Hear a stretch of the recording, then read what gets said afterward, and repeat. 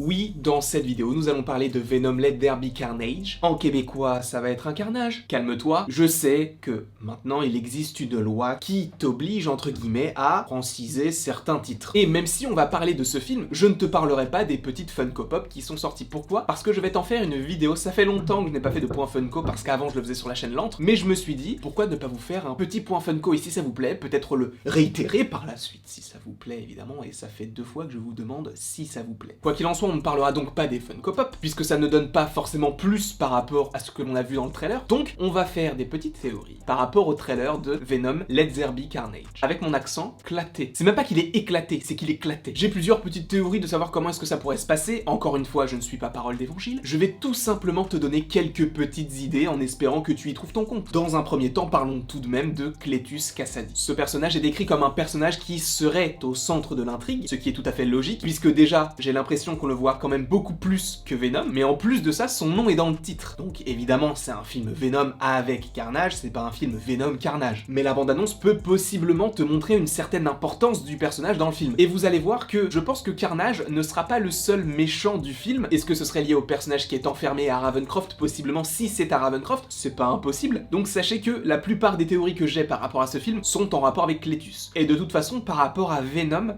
j'ai vraiment pas grand chose à dire. Nous allons dans cette vidéo un petit peu plus se concentrer par rapport à Carnage. Donc évoquons le passé de Cletus. Pour ceux qui n'auraient pas forcément vu la vidéo que j'ai faite par rapport à l'histoire de Carnage, on comprend que Cletus a tué pas mal de personnes, d'accord? Et notamment sa grand-mère poussée du haut d'un escalier, ce qui lui a valu un aller simple pour une sorte de pensionnat. Pensionnat dirigé par une personne qu'il a tout simplement tué, d'accord? Et après il a mis le feu au pensionnat. Quoi qu'il en soit, c'est très intéressant. Pourquoi? Parce que dans le trailer, à un moment donné, on voit une sorte d'immense maison, mais qui est en train de brûler. Et par rapport à ce bâtiment enflammé, je me suis posé quelques questions. Parce que je me suis dit, ça fait quand même assez vieillot entre guillemets, donc ça ne peut pas être Ravencroft. Pourquoi? Parce que dans le trailer, on voit Ravencroft, et ça a l'air d'être quelque chose d'assez moderne entre guillemets, en tout cas plus moderne que le bâtiment qui est en train de brûler. Est-ce que Ravencroft sera véritablement lié à Carnage, ou alors est-ce que c'est uniquement lié au personnage de Shriek? Mais en tout cas, le bâtiment qui semble brûler, je me pose pas mal de questions. Est-ce que c'est possiblement l'établissement scolaire dans lequel il était plus jeune et où il y retourne? Parce que, à mon avis, ça ne brûle pas quand il est jeune, mais plus quand il est adulte. Pourquoi? Parce que justement, à un moment donné, on voit le symbiote s'attaquer par exemple à un hélicoptère et même à une voiture, à côté d'un bâtiment qui semble être celui qui va être brûlé dans le film. Donc, imaginons qu'il n'ait pas forcément brûlé le pensionnat dans lequel il était quand il était plus jeune, comme dans les comics, mais qu'il le brûle uniquement quand il est adulte et qu'il est, entre guillemets, en liberté. Et que c'est pour prendre sa revanche de ceux qui l'ont envoyé là-bas, puisqu'il a sûrement commis pas mal de délits au sein du pensionnat et même avant, et c'est ce qu'il a, entre guillemets, détruit et possiblement envoyé en prison, donc peut-être petite saveur de revanche. Je ne sais pas, encore une fois, je n'ai pas vu le film. Mais c'est vrai qu'on peut se demander si c'est le pensionnat qui est en train de brûler, est-ce que c'est l'endroit justement où il est en train de s'évader qui l'a brûlé? Je ne sais pas du tout, mais en tout cas, peut-être que c'est le cas. Même si je pense qu'il a été envoyé à Ravencroft. Et que c'est à ce moment-là qu'il va rencontrer le personnage de Shriek. Et qu'ils vont s'évader à deux. Parce que même si on imagine que le personnage de Shriek serait uniquement un personnage que l'on pourrait apercevoir à quelques moments, ça m'étonnerait beaucoup parce qu'on la voit quand même pas mal dans le trailer, et j'ai même l'impression qu'on la voit plus que Venom. Donc peut-être qu'elle aura une importance, et peut-être qu'il va y avoir une relation d'amitié, voire d'amour, entre Shriek et justement Cletus. Mais nous pouvons aussi nous poser la question de savoir comment est-ce qu'il a reçu le symbiote. Parce que ne l'oublions pas, Cletus Kasady est présent déjà dans la scène post-générique de Venom, et il connaît Eddie Brock, puisque Eddie Brock est en train de faire un papier pour essayer de comprendre où sont les différentes victimes de Cletus. Et à mon avis, c'est ce qu'il va se passer dans le film, puisque sur plusieurs plans, tu vois des familles qui sont en train de pleurer, possiblement en train de regarder l'exécution, entre guillemets, de Cletus, et qu'après il se fasse attaquer par Carnage qui est en train de se réveiller. Donc comment est-ce qu'il aurait pu avoir le symbiote en lui? À mon avis, cela pourrait être en lien avec les multiples visites d'Eddie à Cletus, vu qu'il fait l'article, notamment pour le Daily Bugle. Donc justement, peut-être qu'un morceau de Venom s'est détaché et est venu sur Cletus pour créer Carnage. Peut-être que c'est de cette façon qu'il va se transformer, et je pense que justement, à un moment donné dans le trailer, ils vont se retrouver, et Cletus ne dit pas « je suis content de te revoir », mais « nous sommes contents de te revoir », comme s'il y avait deux personnes en lui, comme s'il avait déjà le symbiote. Je vais peut-être encore beaucoup trop loin, mais ce que j'imagine, c'est que Cletus soit sur la table d'opération pour être tué, Carnage sort et se libère, comme c'est le cas dans le trailer. À la suite de tout cela, Carnage, je ne sais pas par quel moyen, mais est arrêté et est mis en prison, parce que la cellule dans laquelle est Cletus est différente de celle où il dit « nous sommes contents de te revoir », en ayant toujours le symbiote en lui, mais ne sachant pas vraiment comment le contrôler, il ne sait pas comment le sortir de lui, comme la symbiose s'est faite avec Riot et Carlton Drake, ou encore avec Venom et Eddie Brock. Donc peut-être que lui, il est en phase d'appropriation du symbiote, d'où le fait qu'il ne puisse pas forcément le sortir à outrance. Il va donc possiblement se faire arrêter, et justement, en fait, il y a certaines scènes dans le trailer où tu as des gardiens de prison prison qui sont en train de tirer. Donc peut-être que c'est là, dans la prison de Saint-Quentin, qu'il y a Carnage qui sort pour affronter Venom. Je vais sûrement trop loin et peut-être que c'est l'inverse. Peut-être que cette scène avec les prisonniers se passe avant le fait que Carnage doive mourir, en tout cas sur la table d'opération. Donc c'est assez compliqué à comprendre, mais je pense que ça pourrait se passer comme ça. Encore une fois, je n'ai pas la science infuse, je vous propose juste quelques petites idées. Donc on a parlé de son passé, de sa transformation liée à un petit bout de Venom, un petit peu comme dans les comics, même totalement comme dans les comics, de son évasion, ou de ses évasions en fonction de comment est-ce que l'on place l'histoire. Maintenant, je voulais vous parler un petit peu du Daily Bugle. Alors c'est pas forcément quelque chose d'extrêmement intéressant, mais visiblement, Eddie Brock travaille, peut-être en freelance, en tout cas il est peut-être pigiste, j'en sais rien du tout, mais en tout cas il est en train d'écrire un article pour le Daily Bugle. Pourquoi est-ce que je vous dis ça? Parce que c'est le cas en fait, tout simplement. Justement, au moment où il est en face d'un ordinateur et il semble regarder différentes feuilles, si tu zoomes sur l'écran d'ordinateur, il y a marqué Daily Bugle. Et sur le plan d'après, tu as un policier qui n'est pas juste un policier, mais tu as un policier qui est en train de lire le journal Daily Bugle avec la tête de Cletus, avec quelques mots en dessous pour préciser des choses par rapport aux différentes victimes. Et si on regarde les deux premiers mots, j'ai l'impression, alors il faut pas mal zoomer et dépixeliser, donc je ne peux pas le faire, mais en tout cas j'ai l'impression qu'il y est écrit Eddie Brock. Donc tout cela est en lien. Imagine, sachant que tu as J. Jonah Jameson qui est à la tête du Daily Bugle, imagine qu'il revienne. Je trouverais ça super cool et ça pourrait peut-être nous aider à comprendre si c'est le même qu'il y a dans Spider-Man Far From Home ou si c'est le même qu'il y a dans Spider-Man. Bref, même en lien avec Spider-Man, à un moment donné, il y a une araignée qui est écrasée. Je ne pense pas que ça veut dire qu'il y aura Tom Holland, mais c'est une référence évidemment par rapport à l'araignée. Mais justement, tout à l'heure, je te parlais d'un policier, Patrick Mulligan. Vraisemblablement, c'est possiblement ce personnage. Je suis allé sur IMDb et c'est Stephen Graham qui joue ce personnage qui est décrit comme un personnage qui s'appelle Mulligan. Et Mulligan dans les comics, donc c'est Patrick Mulligan, quelqu'un qui travaille pour la police et qui me semble être commissaire ou en tout cas inspecteur. Et dans les comics, il n'est pas que ça, puisqu'il est Toxine. Je ne me suis pas forcément renseigné un maximum sur ce perso, même si je vais vous en faire une vidéo au moment venu. Et ce personnage de Toxine n'est pas vraiment un gentil et pas vraiment un méchant non plus. Enfin, même si de temps en temps il est plus méchant que gentil. Sachant que lui semble détester Cletus Kasady et possiblement encore plus Carnage, à mon avis, lui il va être contre tout ça. Et peut-être que Venom n'arrivera pas à contenir à la fois Shriek et Carnage tout seul, donc peut-être que Eddie Brock et Venom vont se dire, sans le vouloir, on a donné un petit bout de symbiote à Carnage, peut-être qu'on ferait la même chose par rapport à l'inspecteur. Ou peut-être que cela va se faire sans que ce soit voulu. Ça serait peut-être une bis repetita, mais dans le doute, ça peut être possible. Quoi qu'il en soit, ce personnage semble être Toxine, et c'est hyper cool. Imagine un affrontement Venom-Toxine face à Shriek et Carnage. Encore une fois, peut-être qu'on verra juste Mulligan comme ça, sans symbiote, et qu'on le verra par la suite avec un possible teasing pour Venom 3 avec Venom face à Toxine, je ne sais pas, mais ça peut être hyper stylé. En tout cas, je pense que cette vidéo a été assez longue, donc n'hésitez pas à me mettre en commentaire ce que vous en avez pensé, de ce que vous pensez des différentes théories, si vous en avez d'autres évidemment. N'hésite pas non plus à aimer, à partager et à t'abonner, cela me ferait extrêmement plaisir. Et après toute cette longue